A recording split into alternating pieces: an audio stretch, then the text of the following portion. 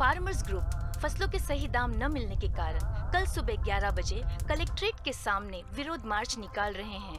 जंगली हाथियों ने मिलादमपरा गांव में एक बार फिर से कहर मचाते हुए 300 एकड़ केले के बागों को तबाह कर दिया।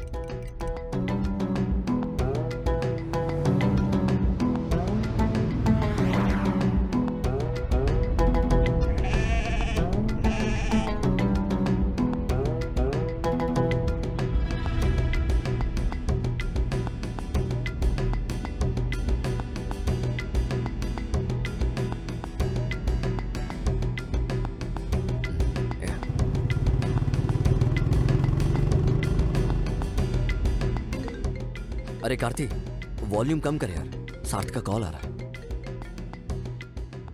हेलो, तुम लोग कहाँ पहुँचे? जो तुमने दुकान बताई थी जस्ट उसको अभी क्रॉस किया। अच्छा ठीक है ठीक है, आगे आते रहो, तुम्हें वहाँ पर एक पुलिया दिखाई देगी। पुलिया? हाँ, वहाँ पर मेरे अंकल तुम्हारा वेट कर रहे हैं। और उनका नाम बोल क्या है? कुंजप्पन। कुंजप्पन। कुंजप्पन? हाँ हाँ ठीक है, हम उनको वहाँ से पिक कर लेंगे। ओके भाई, ठीक है।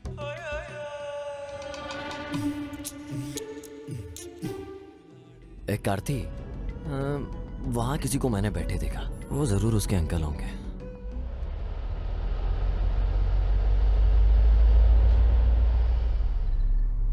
आपका नाम कुंजापन है? हाँ, तुम शरद के दोस्त हो ना? हाँ, सही कहा। उसने अभी अभी मुझे कॉल किया था। हाँ, आइए हमारे साथ। हाँ हाँ, क्यों नहीं क्यों नहीं। तू पीछे वाली सीट पर बैठ जा। तुम किधर जा रहे हो? हाँ, बैठिए। बिल्कुल सर्कस की तरह गुलाटी मारी। ये तो एकदम जबरदस्त था। एक बार घर पहुंचा फिर एक दूसरे को जान लेंगे। आप लेंगे?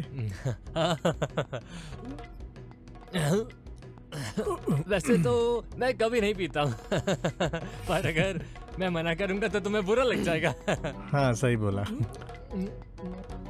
कुंजापन भाई। Yes dear.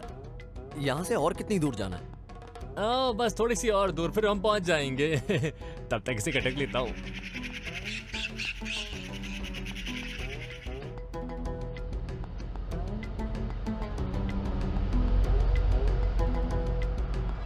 राइट लेना, नहीं नहीं नहीं, लेफ्ट लेफ्ट लेफ्ट, बस बस बस बस, रुक जाओ, गेट पर थोड़ा देना, मैं खोल देता हूँ।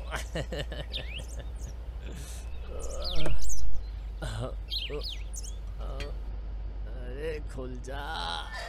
क्या ये शरद का घर है? भाई नहीं यार, ये उसके दादा का घर है। आजा आजा आजा। अब यहाँ कोई नहीं रहता है। लाइक बहुत खूबसूरत है ना? आजा आजा आजा आजा। देख, एकदम हवेली लग रहा है यार। नजर रखनी पड़ेगी, आखिर करना क्या चाहते हैं लोग।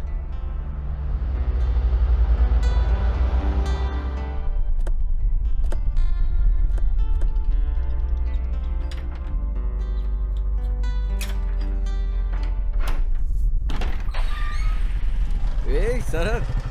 अल्लू, कितने टाइम बाद मिल रहा है यार तू? भाई मैं अभी तुम्हारे साथ नहीं आ सकता हूँ, बहुत सारे अरेंजमेंट करने हैं। तुझे तो पता है शादी की तैयारी कैसी होती है। हाँ, कोई नहीं यार, समझता हूँ। तब तक मैं तुझे अपने दोस्तों से मिलाता हूँ। ये सिया, ये कार्ती और ये उसका भाई किरण। हाय। और ये है मेरा जिगर शरद। तुमने तो बोला था कि 6 दोस्त आ रहे हैं। उनमें से कुछ को टाइम पे छुट्टी नहीं मिल सकी। कोई बात नहीं। ये लो तुम्हारा स्पेशल आइटम, बिल्कुल कड़क। भाई सिर्फ एक? चिंता मत करो, बाकी बैग में है। ठीक है, चलेगा। अच्छा सुनो, खाना और चखना भी बैग में रखा है। कल 10:30 बजे मंदिर में शादी है, इसलिए मैं रात में आने की कोशिश करूंगा। ओके, मुझे पता है कि तुम बिजी हो। हाँ, मिलते हैं। Bye bye bye bye.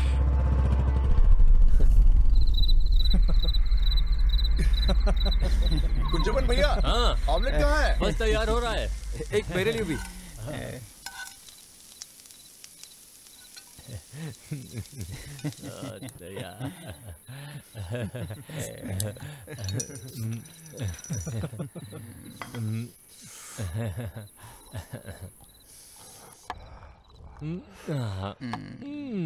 इधर पास करना यार। वैसे तो मैं नहीं पीता हूँ, लेकिन मेरी बीवी को इसकी खुशबू पसंद नहीं है। जब आपका शराब पीने का मन होता है तो क्या करते हैं? मैं क्या करता हूँ, मस्त एक गिलास ठंडा पानी पी लेता हूँ और काम बन जाता है मेरा। ऐसे इसीलिए कि आप कंजूस हो या फिर सच में अपनी पत्नी से डरते हो? मैं क्या बोलूँ तो दूसरी वाली बात सच बोली है। तुम ड्रिंक और स्मोक नहीं करते हो? नहीं नहीं, वो ऐसी कोई भी चीज इस्तेमाल नहीं करेगा जो उसकी बॉडी के लिए नुकसानदायक हो। ये फ्यूचर का मिस्टर केरला है। मैंने कुछ मेडल भी जीते हैं। ओह सच में? जवानी के दिनों में मैंने भी बहुत सारे मेडल जीते थे। पर शादी की बात सब बंद कर दिया। अब सिर्फ अपनी पत्नी से झगड़ा करता हूँ। हमारी 2 ट्रॉफी भी है, हाँ। एक 16 की, दूसरी 18 की।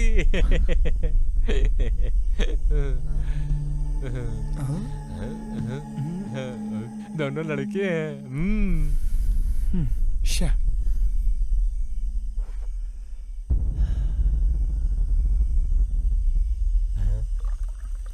आहिला, ये क्या चीज है? कॉकटेल। इसको पीने से सर दर्द नहीं होता। तो जो टंगी रहती है दुकान में वो बॉटल है ये? नहीं, वो कोको कोला होती है, ये कॉकटेल है। हाँ वही तो मैं सोच रहा था। हाँ, सही सोचा तुमने। कुंजुबन भाई, यहाँ पे बहुत ठंड है। क्या कंबल मिल सकते हैं ठंड दूर करने के लिए? मैं आपका इशारा समझ गया हूँ। बाहर आसपास में कुछ ब्लैंकेट्स हैं। वो तो ओल्ड हो गई है, कोई फ्रेश मिलेगी क्या? उसका तो कोई चांस नहीं है। तुम इसको नहीं जानते। ऐसा कोई ब्लैंकेट नहीं है जो इसकी पहुंच के बाहर हो।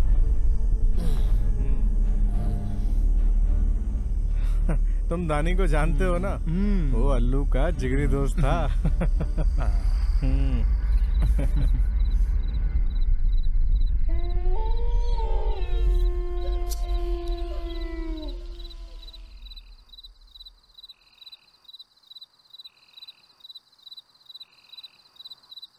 ए सिया, चल बाहर घूमने चलते हैं यार। हाँ चलो चलते हैं।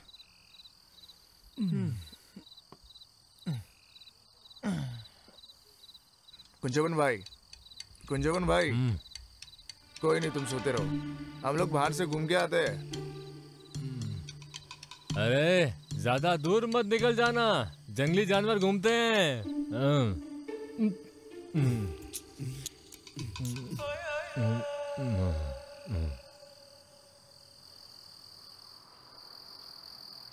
हे, चल।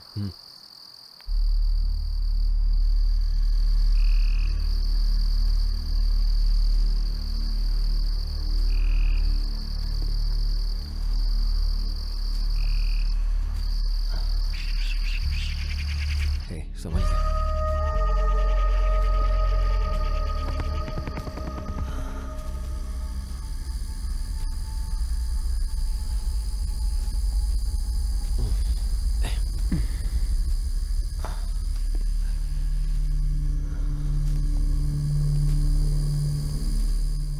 जंगली जानवर, शेर, चीता, हाथी, यहाँ तो एक बिल्ली भी नहीं है। अंकल कुछ ज्यादा ही नौटंकी कर रहे थे। मुझे भी यही लगा था।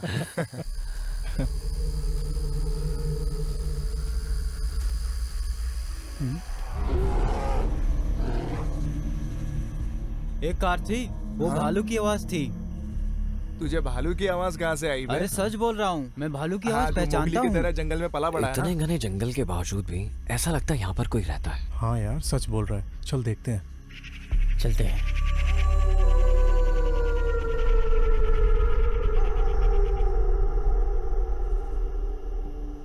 कौन है उधर? क्या तुम लोग शरद के दोस्त हो? हाँ अंकल। हाँ हाँ, शरद ने मुझे बताया था। आओ अंदर आओ। लीला, यहाँ आओ। देखो कुछ मेहमान आए हैं। अंदर आओ, आओ जल्दी आओ, जल्दी आओ। इधर बैठो, इधर इधर।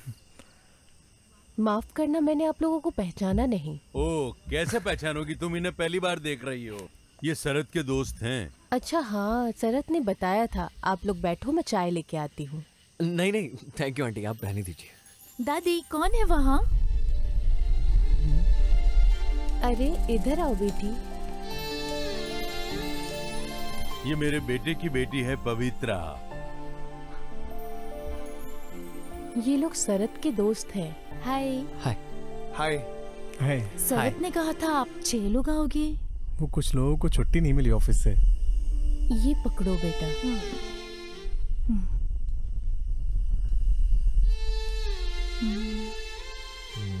वैसे अंकल आपका नाम क्या है? रघुरमन। मैं तुम्हारे दोस्त शरद का रिश्तेदार हूँ, लेकिन उसके डैड और मेरे बीच में कुछ गलतफहमी हो गई थी। ये कोई बड़ी बात नहीं है। ये लो बेटा, साबूदाना खाओ। हमारे खेत में उगाया हुआ ताजा साबूदाना है। ये मुझे दे दो, तुम जाके नहा लो।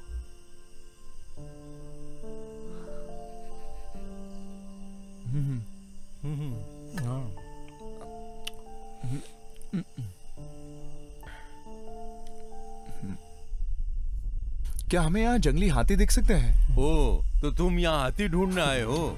नहीं, वो क्या है ना, वो तो कुंजपन भाई ने कहा था कि यहाँ पे बहुत सारे जंगली हाथी घूमते रहते हैं। फिर वो कहाँ हैं? वो तो दारू पी के पड़े। सुनो, अगर तुम लोग यहाँ से 2 किलोमीटर आगे जाओगे, डेंस फॉरेस्ट है, वहाँ हाथी आते हैं। वो इधर तो नहीं आते। कुंजपन ने ऐसा इसलिए कहा क्योंकि वो चाहते हैं कि तुम लोग वहाँ जाओ। हम वहाँ जाएंगे तो कोई प्रॉब्लम होगी क्या? जाके फोन उठा, जाके उससे बात कर। आता हूँ मैं। हेलो। उसकी मंगेतर है ना, इसीलिए इतना शर्मा रहा है। सगाई हो गई है? हाँ, अभी पिछले हफ्ते ही हुई है। हाँ। ये जगह बहुत खूबसूरत है, हम लोग अपना हनीमून मनाने भी यहीं आएंगे।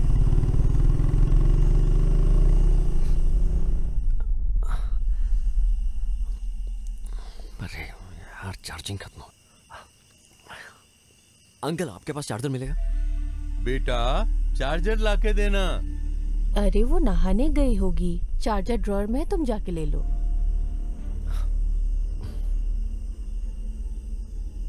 पर अंकल, कुंजपन भाई ने रात में यहाँ बाहर घूमने से क्यों मना किया है?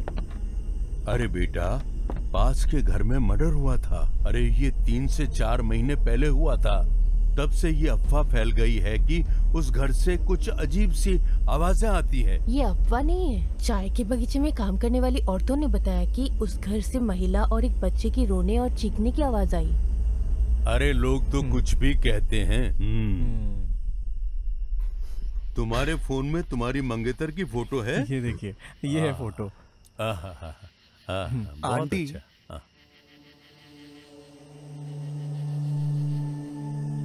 क्या हुआ बेटा? उस घर में और कौन कौन मरा था?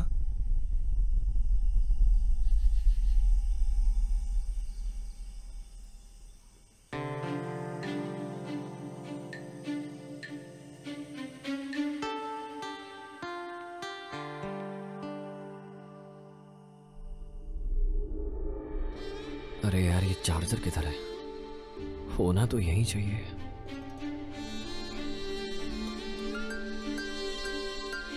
इधर। ओह, ये पड़ती है। यहाँ भी नहीं है।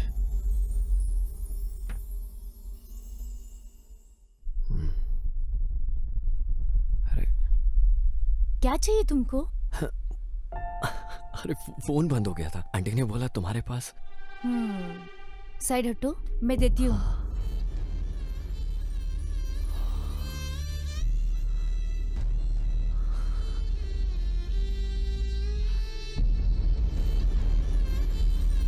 छोटी पिन का है क्या? हेलो, मैंने पूछा छोटी पिन का है क्या? नहीं, बड़ा है। तुम्हारा फेस कहीं तो दिखा दिखा सा लग रहा है। याद नहीं आ रहा है, कहाँ देखा है? कहा जाता है कि एक ही शक्ल के 9 लोग होते हैं, तो उनमें से देखा होगा किसी को। वैसे तुम अभी तक मैरिड नहीं हो ना? हे, अभी मेरी उम्र कहाँ है शादी की?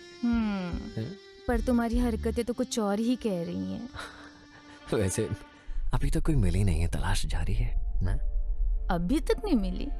नहीं, पर ऐसा लग रहा है कि शायद वो मिल गई है मुझे। आलू, हाँ, बहुत टाइम हो गया है, आजा। आ रहा हूँ।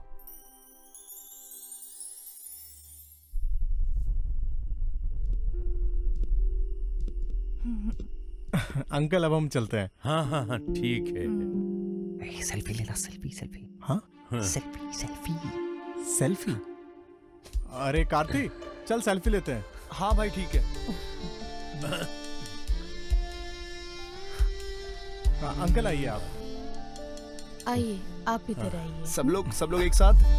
हाँ अब ठीक है।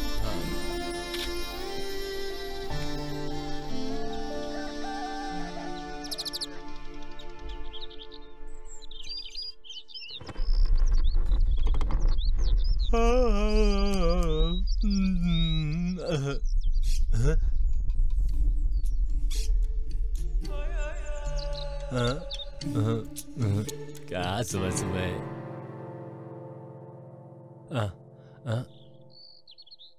यहाँ तो अभी तक सब सो रहे हैं। हाँ, अल्लू को फोन देना जरा। हाँ अभी देता हूँ, अभी देता हूँ, रुको रुको रुको, हाँ अभी देता हूँ। अल्लू, ए अल्लू उठ, शरद का कॉल आया है, ले बात कर। शरद का कॉल। शरद। हाँ Sharad, good morning. Good morning, good morning. अच्छे से सोया ना रात को? हाँ भाई बोल यार। हमें 9:30 बजे तक यहाँ पर पहुँचना है। तुम लोग भी जल्दी से तैयार हो जाओ, ब्रेकफास्ट यहाँ पर रेडी है, समझे? अयो अयो। Good morning. मैं कब से तुझे कॉल करने का ट्राई कर रहा था, तूने अपने फोन साइलेंट पे रखा है क्या? वो साइलेंट पे है। हम पहुंच जाएंगे ओके ब्रो। टाइम पे। गंजूमन भाई उतर गई तेरी। बस हल्की सी सुरसुरी मच रही है, बाकी सरदर्द नहीं है मुझे। इसी को ही कॉकटेल बोलते हैं। बिल्कुल। ओए जिम वाले बच्चे उठ जा, उठ जा। ओए ओए शादी में जाना है।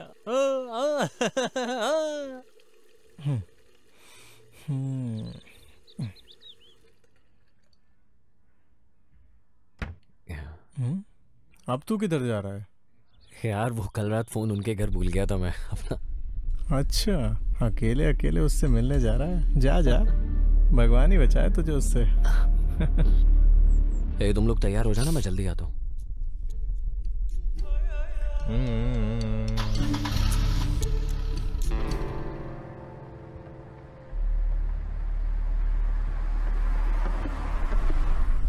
ये उधर किधर जा रहा है?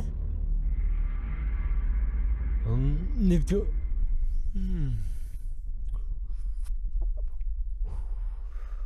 अरे अल्लू किधर के लिए चला गया? वो अपना फोन लेने गया है।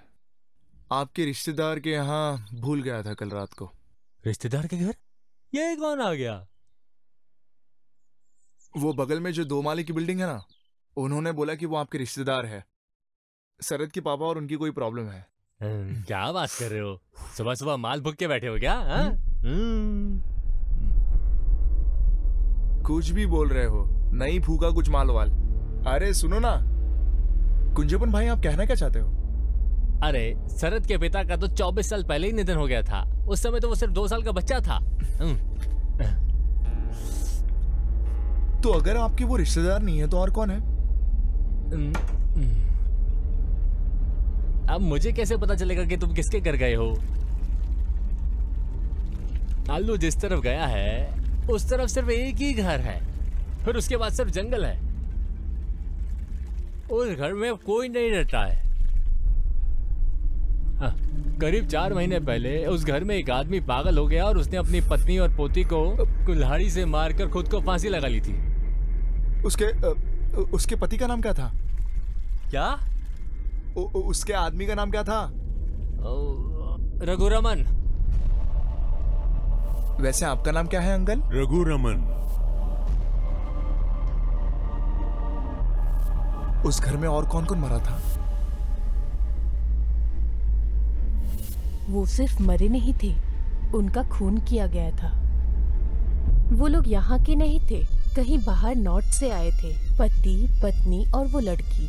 वो लड़की शहर के किसी कॉलेज में पढ़ती थी। वहाँ पे किसी लड़के के प्यार में पड़ गई थी। घर में किसी को भी इसकी जानकारी नहीं थी। एक दिन झूठ बोल के स्पेशल क्लास के नाम पे बाहर चली गई थी। वो लड़का बिल्कुल अच्छा नहीं था।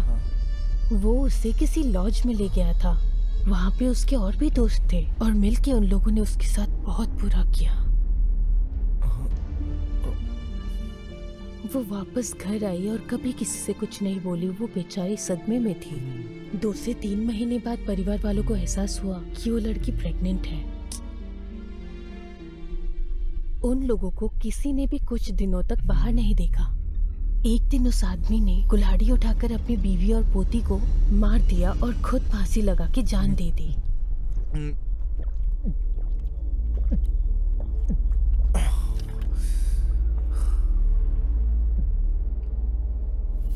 अरे तुझे वो दानी याद है ना? वो अल्लू का जिगरी दोस्त था। जहां तक मुझे पता है इन्होंने ऐसे ऐसे कांड किए हैं कि हम सोच भी नहीं सकते।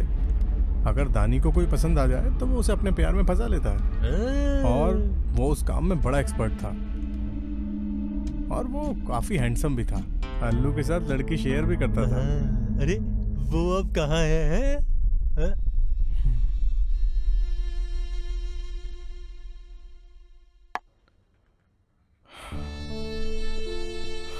वो अब नहीं रहा, एक्सीडेंट में मारा गया 3 महीने पहले।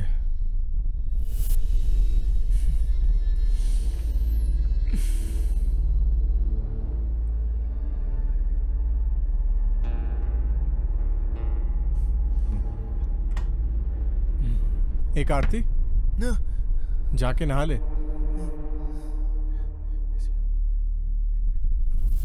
एक आरती चल सेल्फी लेना।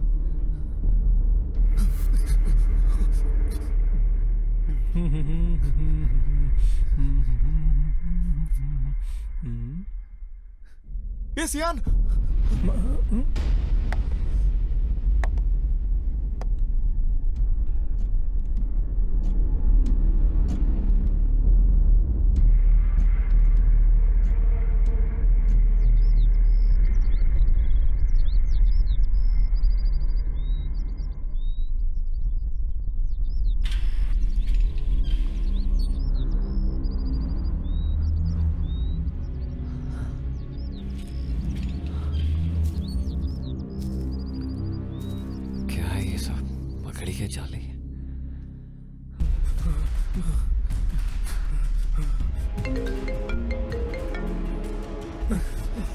जल्दी फोन उठा।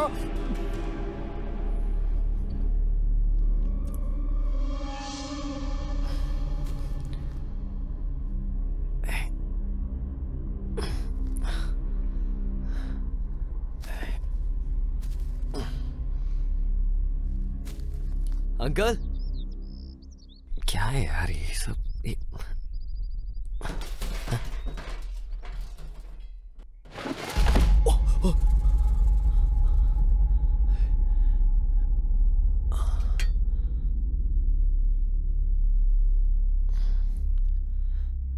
Uncle,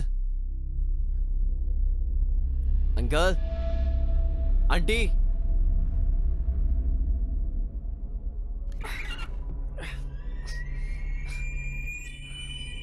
uncle,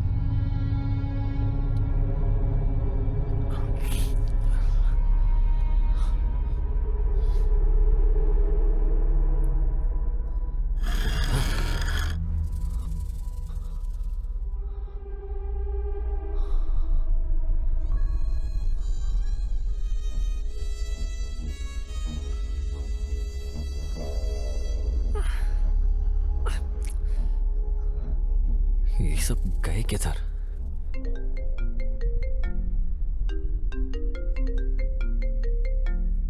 oh shit, charger किधर गया?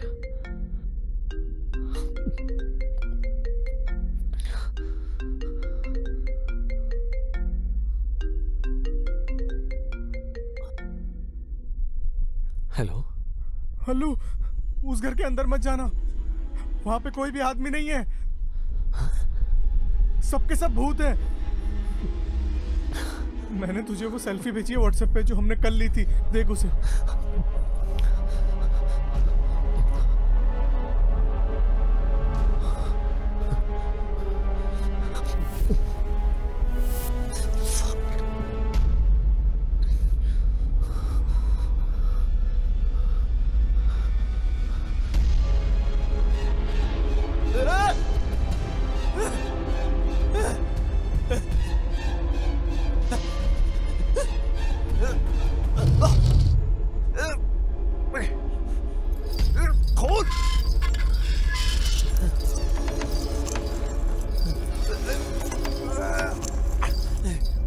खोलो।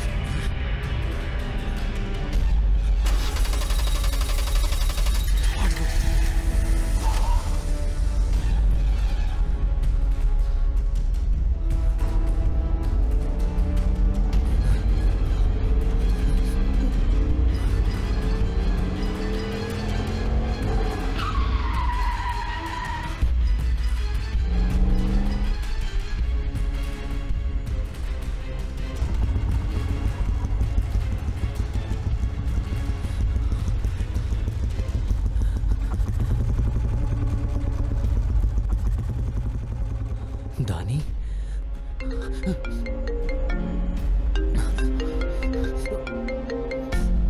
हेलो,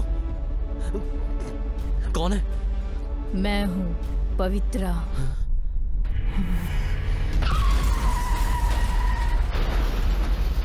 अपने दोस्त की शादी में जा रहे नौजवान की खाई में गिरने से हुई मौत। हादसे की शिकार हुए शख्स 26 वर्षीय एलन जोसेफ थे।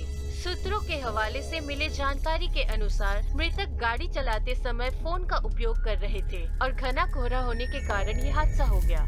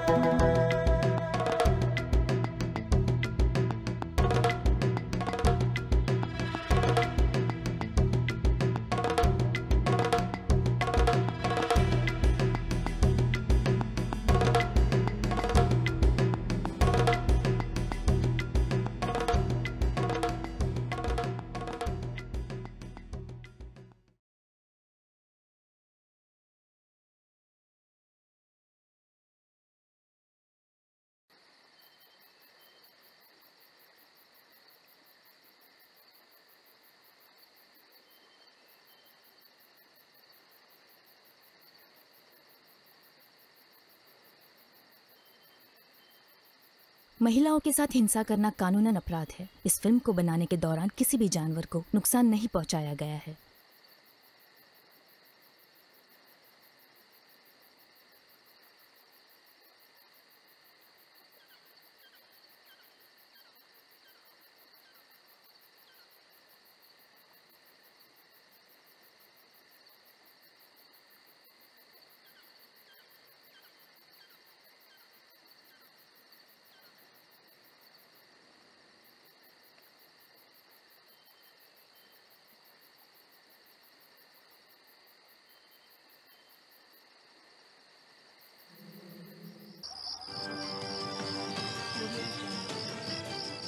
नमस्ते। आज सभी देखने वाले दर्शकों का हमारे शो सच या छलावे में स्वागत है। उड़ियन और उड़ी विद्या। आज हम इस विषय पर बात करेंगे कि उड़ी विद्या क्या है। भेष बदलकर अपने दुश्मनों को मारना। अरे नहीं दादी माँ, क्या आप उड़ियन के बारे में जानती हो?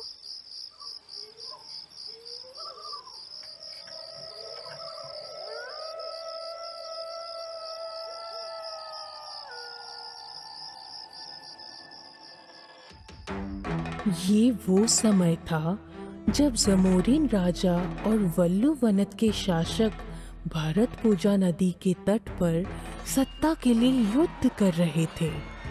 युद्ध जीतने के बाद जमोरिन राजा ने वल्लु वनत के शासकों के सारी जमीन पर कब्जा कर लिया। उसने इन जमीनों को अपने करीबी साथियों में बांट दिया और उनको वहां का पूरा अधिकार दे दिया। वरमंगलम के मधुसूदन नायर को नेत्रीमंगलम का राजा घोषित किया गया था। वो नेत्रीमंगलम प्रांत से संबंधित वल्लु वनत शासकों के प्रति सहानुभूति रखने वालों से सख्त नफरत करता था। उसने उनके करों को दुगना कर दिया, उनकी औरतों पे बहुत अत्याचार किया और उनके साथ दुर्व्यवहार किया। उस समय के दौरान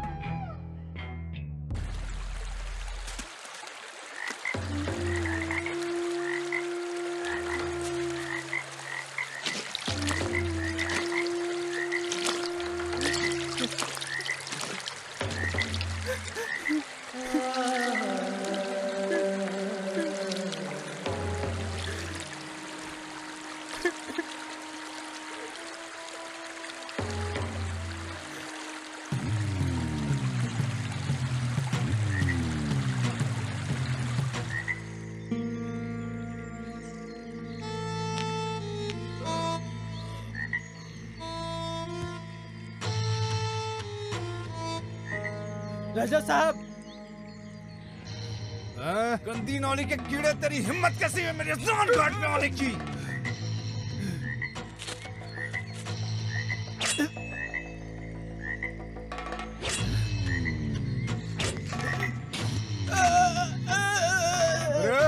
वासु, रामा, जल्दी आओ यहाँ। जाने दो मुझे। उठा के फेंक दो इसे।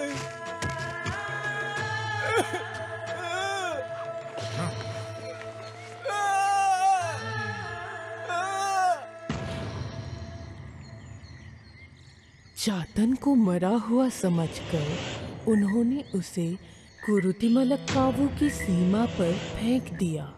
बदले की भावना से भरे हुए चातन ने मौत के सामने भी घुटने नहीं टेके।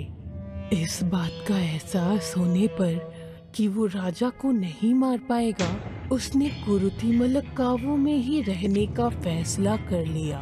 उसने अपने हाथ की नस काट के काली माँ के सामने अपने रक्त की बलि दी।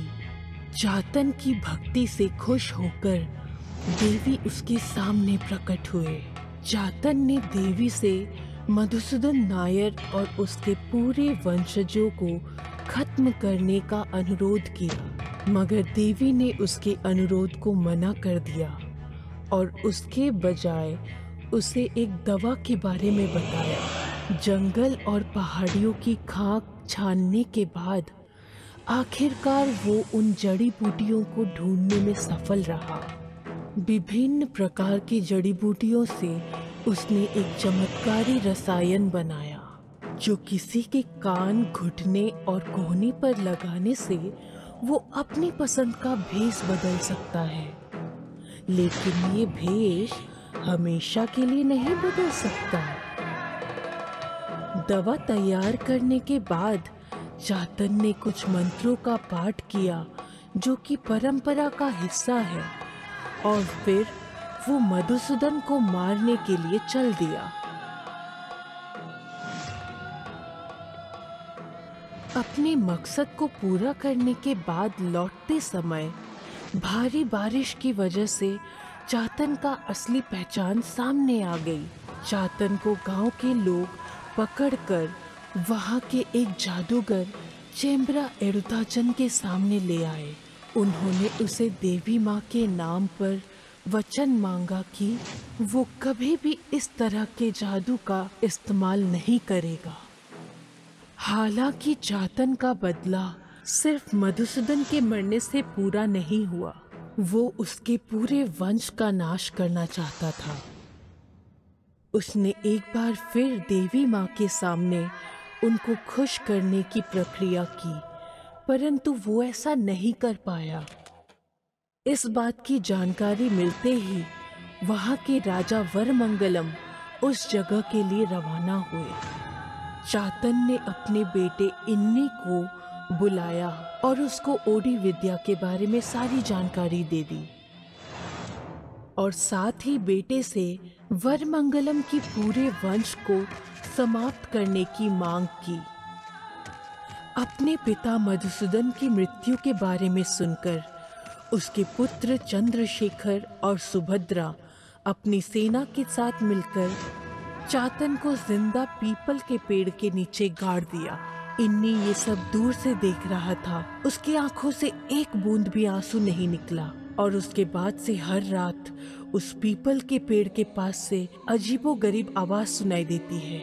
गांव के लोगों ने उस जगह का नाम नीलविल्ली कुन्नू रख दिया।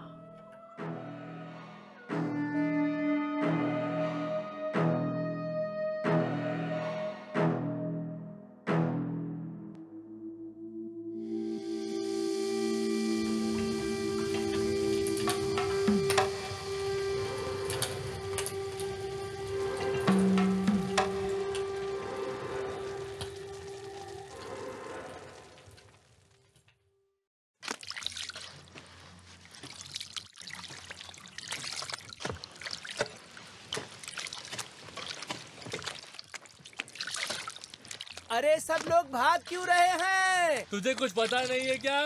केलाल दसन की बेटी की लाश पानी में बह रही है। हमारे दसन की बेटी? हाँ। अरे देवा, ये क्या हो गया?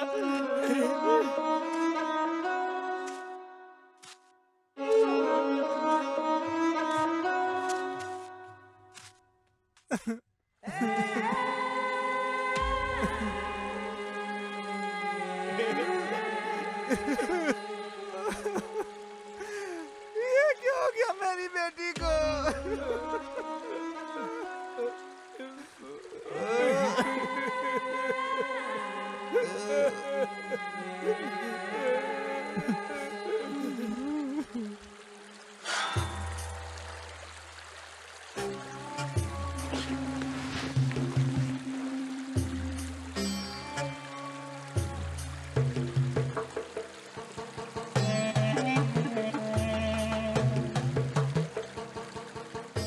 राजा साहब आ रहे हैं, चलो साइड हट जाओ। राजा साहब देखो ना क्या हो गया मेरी बेटी को, ये कैसे पड़ी हुई है। दास दुखी मत हो, सब किस्मत का खेल है।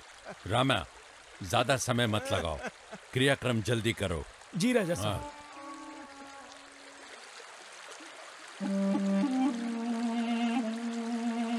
उठ जा मेरी बच्ची, उठ जा।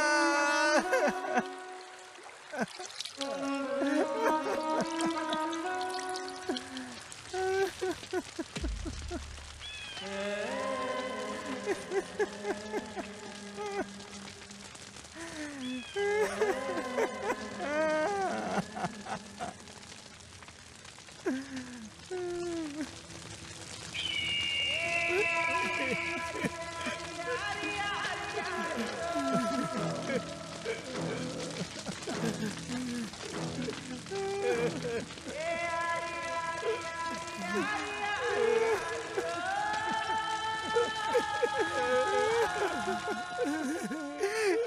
देख मेरी बच्ची को क्या हो गया है, कैसी पड़ी है मेरी बच्ची, देख मेरी बच्ची को इन्नी।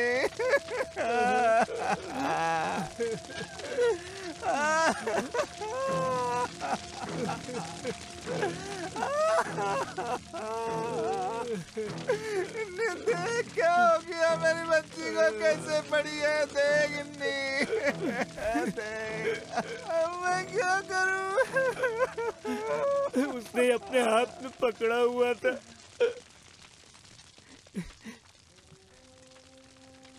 ये हमारा मंगलम वंश की मोहर है।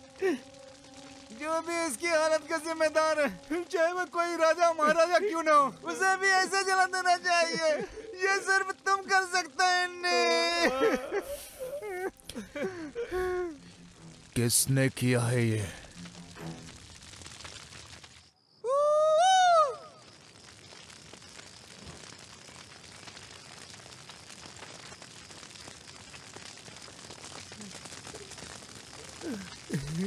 इन्नी, हमारी बच्ची को राजा के लड़के ने मारा है। पार्थन? ये सब मुझे महारानी के नौकर चीरू ने बताया। जानते हो तुम, राजा उससे जल्द मद्रास भेजने की कोशिश कर रहा है। वो कल सुबह सुबह निकल जाएगा, तो फिर आज रात को ही। नीलावली कुल्लू में मैंने वो जगह पे मशाल जला के रखा है जिधर तुम्हारे पिताजी को दफनाया गया था। भूलना मत वारामंगलम के राजा ने तुम्हारे पिताजी के साथ क्या किया था। उस मंजर को कैसे भूल सकता हूं मैं? जिंदा दफन होते हुए मेरे पिता की तकलीफ का मंजर आज भी मेरे दिल में है, और ये मेरे अंदर की आग को जला कर रखता है। मद्रास जाने से पहले राजा का बेटा इलिक्कल रमानी के घर सोने के लिए जाएगा। तुझे पिता का वचन पूरा करना ही नहीं। अनाज के ढेर और लड़कियों का जश्न इन राजाओं के बच्चों के लिए नहीं होते। अब तुम लोग जा सकते हो। कल ले तेरी मंगलम में उनके बेजान शरीर का अंतिम संस्कार करने जरूर आना। जाओ।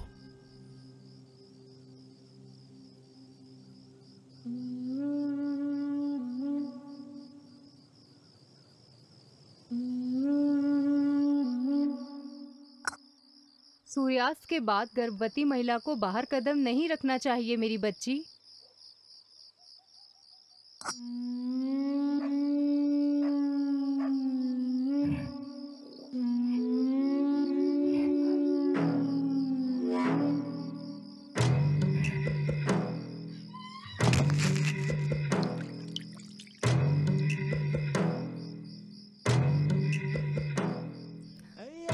हे भगवान,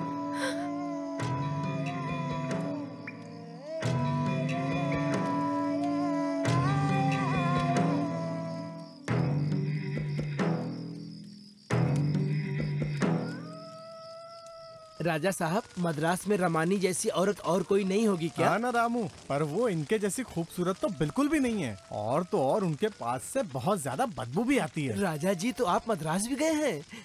आपको कल सुबह जल्दी नहीं जाना है क्या? आज रात को क्या ये जरूरी था? रामू, ये मेरी इच्छा है, और अपनी इच्छा पूरी किए बिना मैं मद्रास चला जाऊं, ये तो सही नहीं है ना। हाँ? रामू,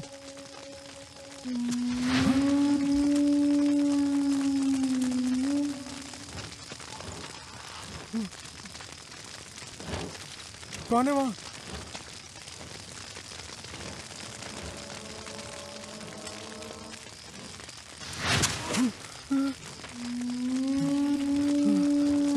कौन है वहाँ?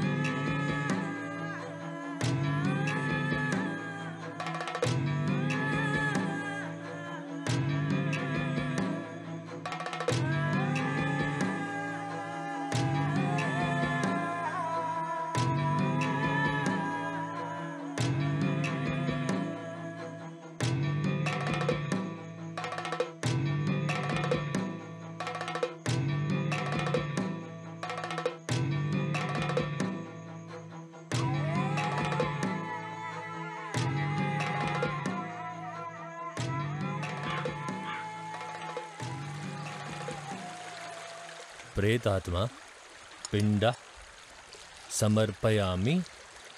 ओम तत्सत। देवांगत आत्मा को याद करें और पत्ते पर 3 बार जल छिड़कें।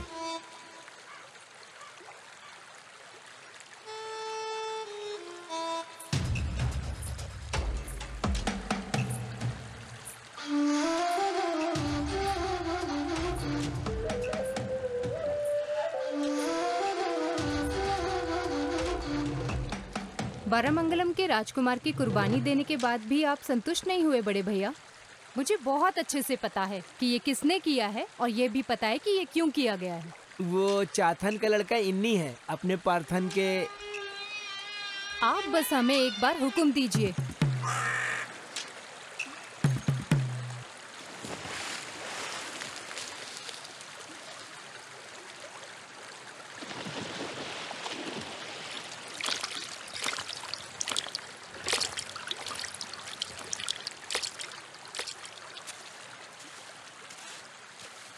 लगता है कि वरमंगलम के राजा को उन नीची जाति वाले कुत्तों से लगाव हो गया है। तो क्या हुआ, भले ही वो राक्षस तुम्हारे खुद के बच्चों को ही निगल जाए। इतना सब होने के बाद भी आप चुप क्यों रहते हैं? बोलिए।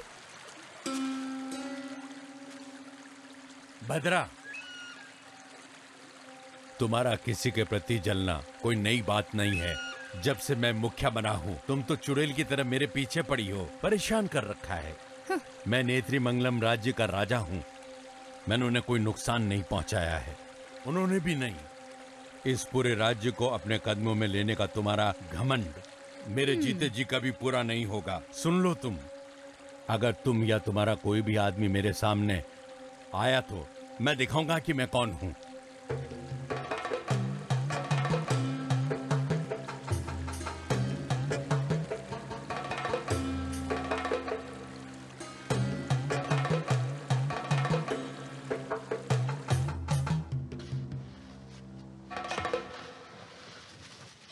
अरे तुमने दासन और इन्नी को देखा है क्या?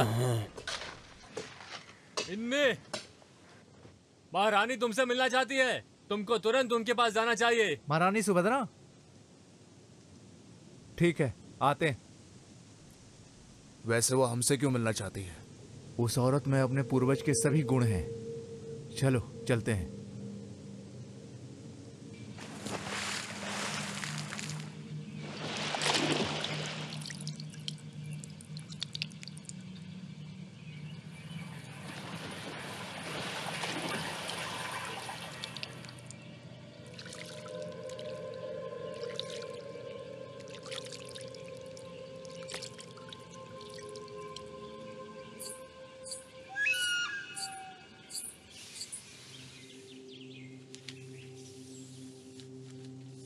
राजा जी, महारानी हमसे मिलना चाहती है, कुमारन कह रहा था। उधर किनारे खड़े हो जाओ। भद्रा,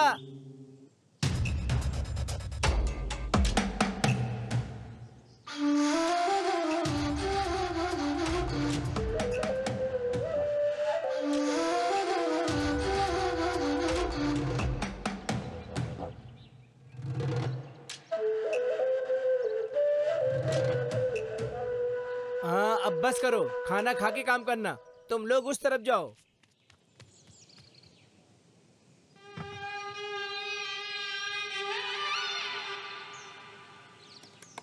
महारानी जी, हमें क्यों याद किया आपने? आज सुबह 2 लोग खाकी वर्दी में यहाँ पर आए थे। उन्होंने बताया कि पार्थन को जानबूझकर मारा गया है। क्या तुम जानते हो इस बारे में? अगर तुम में से कोई जानता है तो बता दो मुझे। हमें इसके बारे में कुछ भी नहीं पता। क्या तुमको पता है इन्नी? अभी भी तुम्हारे परिवार में वो देवी माँ को खुश करने वाली पूजा होती है? जी महारानी साहबा। फिर तुम उल्लू क्यों बना रहे हो दासा, जैसे कि हमें पता ही नहीं? इन्नी के द्वारा खूनी पार्थन की पिटाई करते हुए अपनी आंखों से ये सब कुछ मेरे पति नारायण ने देखा है।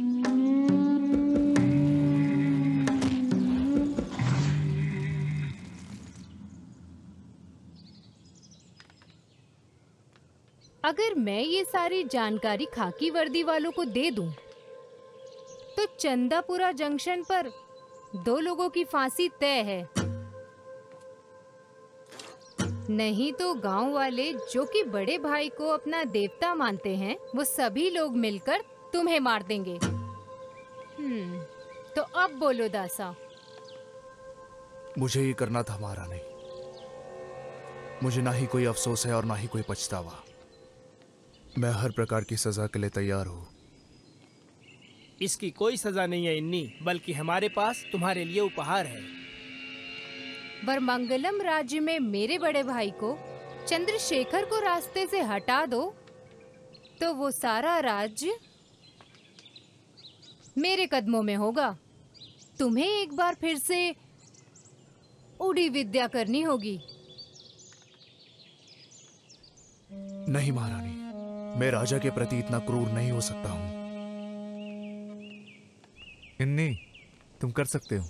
तुम उस चेतन के बेटे हो जो नीलावनी कुन्नू में दफन है। बिना किसी कारण के मैं राजा को क्यों मारूं? किसने कहा कि कोई कारण नहीं है? क्या ये तुम भूल गए कि कैसे तुम्हारे पिता चाथन को जिंदा जला दिया गया था? समझे? हम करेंगे महारानी। तुम्हारी बातों पर विश्वास नहीं कर सकते दासा। तुम्हें देवी माँ के सामने वचन लेना होगा।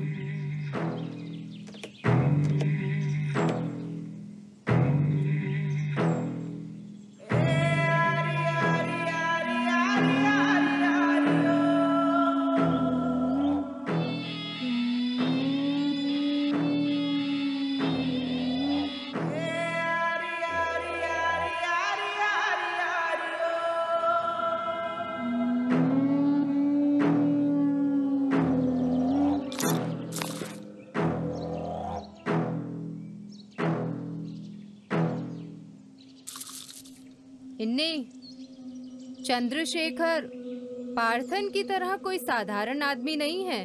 वो कालेरी पैट्टू में निपुण है और देवी माँ का उस पर आशीर्वाद है।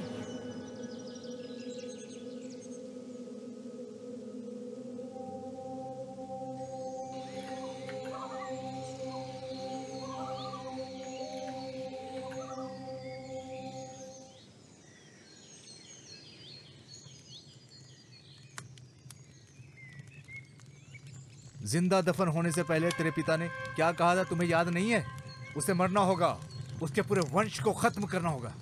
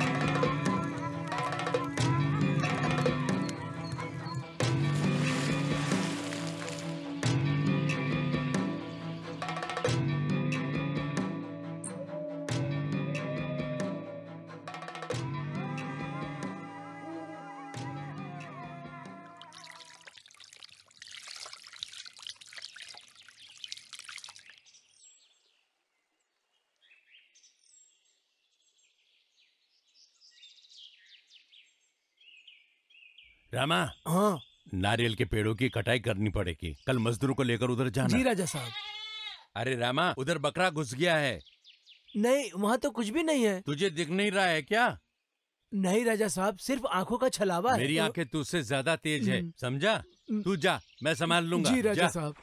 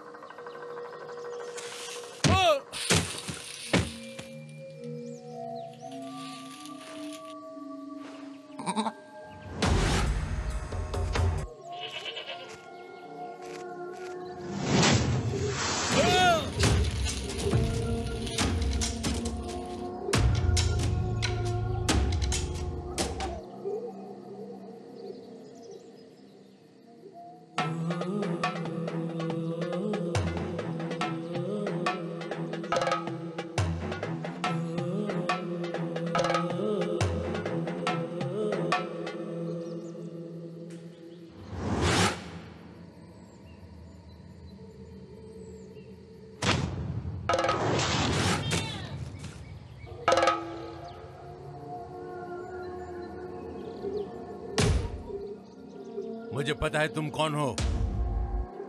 तुम भेष बदलकर मुझे डरा नहीं सकते।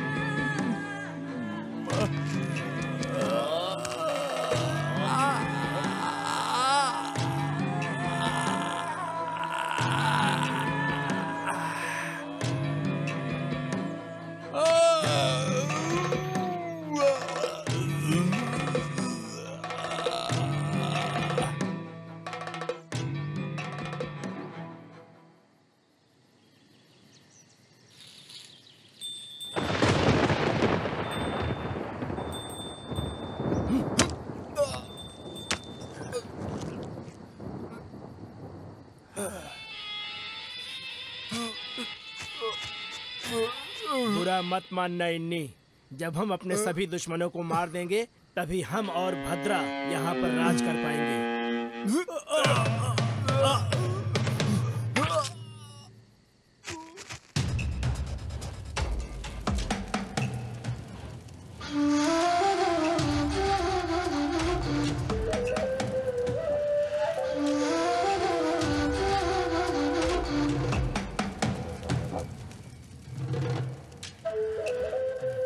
क्या हुआ इन्नी? मुझे ऐसे क्यों घूर रहे हो? एक पूरा परिवार मेरे इन्हीं हाथों द्वारा मिटा दिया गया। अब किया भी क्या जा सकता है? किस्मत है। सही कहा ना नारायण? मेरी तरफ मत देखो इन्हीं। तुम्हारे पिता चातन को मेरे आदेश पर ही उन्हें जिंदा दफनाया गया था। और तेरी बहन दासन की बेटी को भी मैंने ही मरवाया था। समझे तुम? वो तो उस बेचारे पार्थन पे झूठा इल्जाम लगा दिया था। और पार्थन को मारने के लिए तुम्हें मैंने ही तो उकसाया था इन्हीं।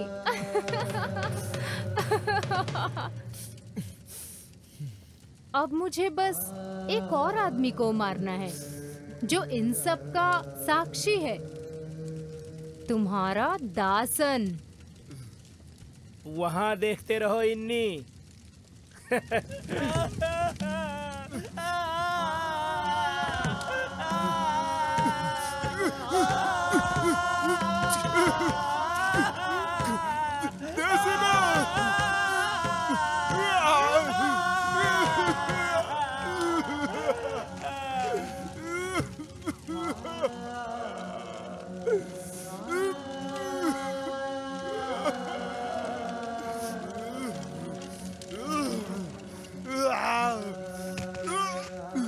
इस सच को यहाँ दफनाने के लिए हमें इसे मारना होगा।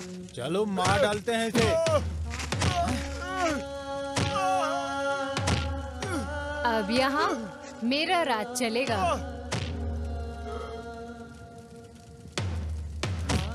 भद्रा का नेत्र्य मंगलम।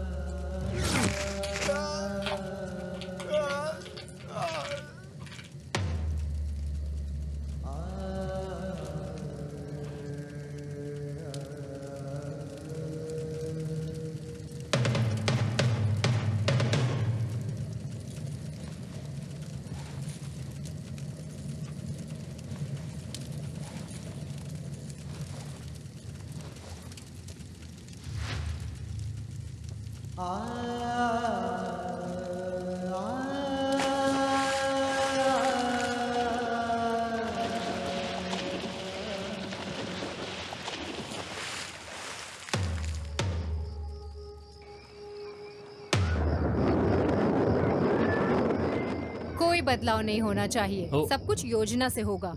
जी महारानी। ये नारायण किधर चला गया? तुम जाके देखो ना कुमार। और हाँ, भूलना मत, नियम के अनुसार ही सबको काम सौंपना। राजा जी, राजा जी।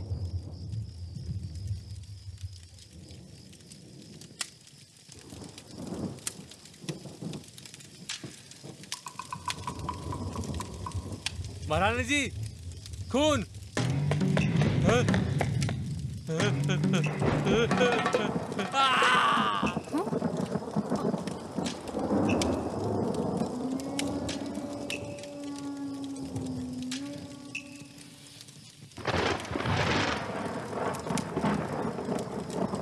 कुमार,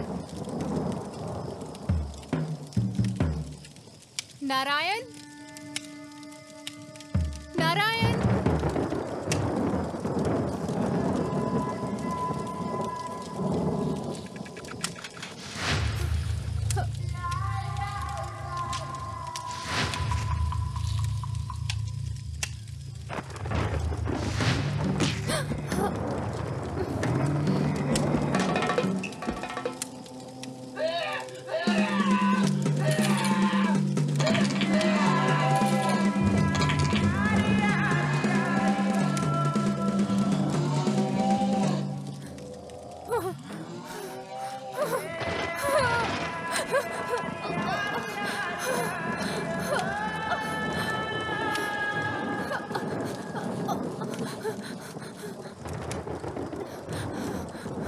महारानी जी, महारानी जी।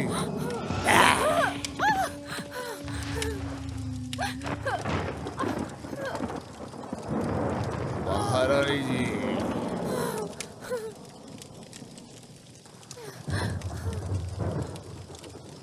ओम कालीन चुरे देवा प्रतमा शिवम नित्रय दो तस्मा।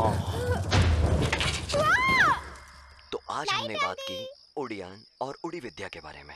सच या छलावा कार्यक्रम एक बार फिर आएगा नए एपिसोड के साथ। तब तक शुभ रात्रि।